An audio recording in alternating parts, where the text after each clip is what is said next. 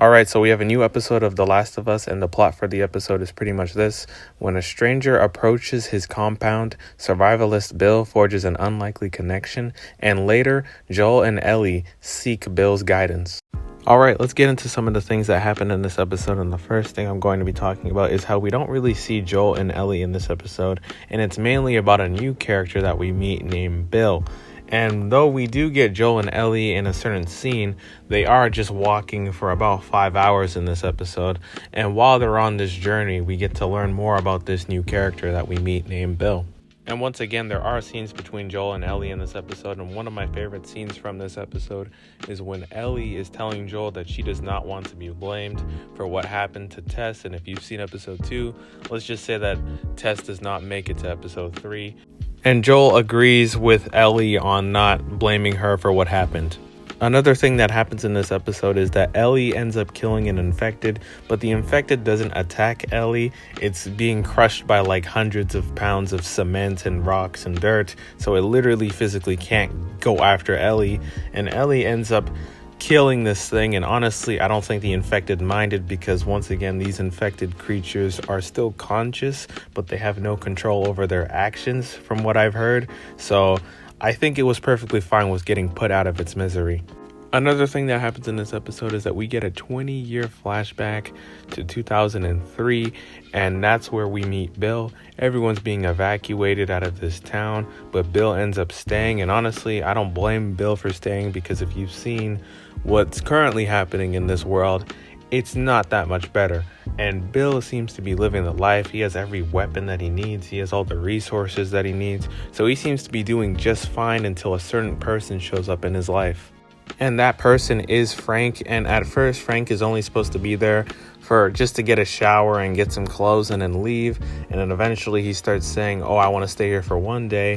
And then eventually, something that I did not expect in this episode, Bill and Frank end up getting together.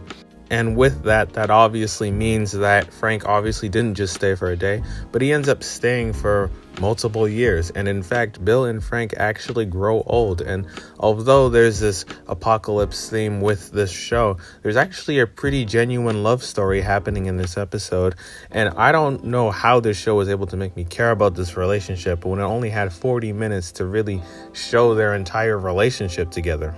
Another thing that happens in this episode is that Frank actually sends out some type of radio message to get people to come over, because, you know, living in a town all by yourself can get very lonely sometimes. And in fact, Joel and Tess end up coming over to Frank and Bill's area, and they exchange some stuff.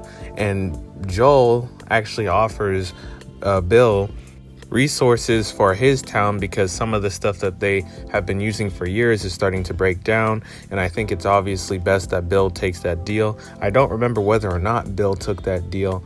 And also, Bill did not like this idea at all. This was all Frank's idea, which kind of shows you the personality between these two.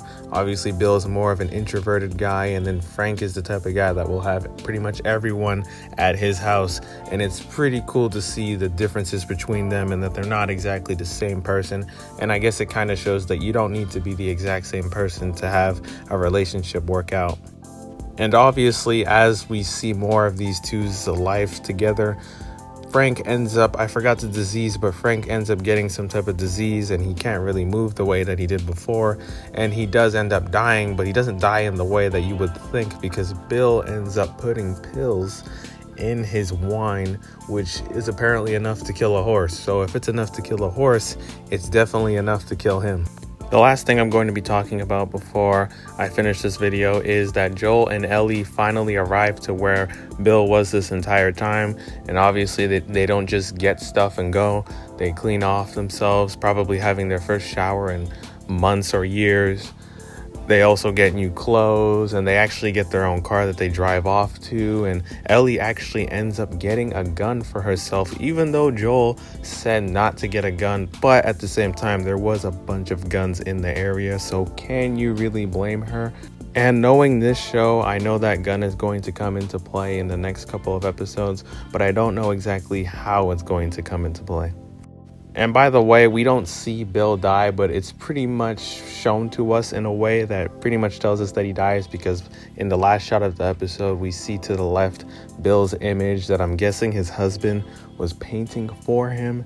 So I'm pretty sure that's all we need to know, that Bill is probably no longer alive, since they were both pretty old at the time. So maybe Bill just died naturally. But overall, guys, I really like this episode of The Last of Us. It's probably my second favorite episode of the show so far. What did you guys think of it? Did you like it as much as I did? Did you not like it at all? Let me know in the comments. And those are my thoughts on that.